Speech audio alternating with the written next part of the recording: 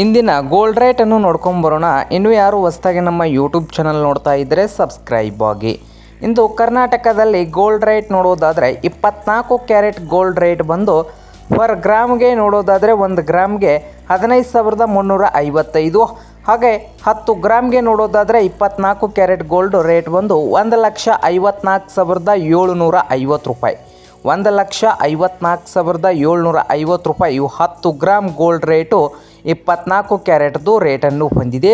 ಹಾಗೆ 22 carat gold rate ನೋಡೋದಾದರೆ ಬೆಂಗಳೂರದಲ್ಲೇ 22 carat gold rate ಬಂದು 10 ಗ್ರಾಮ್ಗೆ 1,41,850. 1,41,850 ರೂಪಾಯಿ 10 ಗ್ರಾಮ್ಗೆ.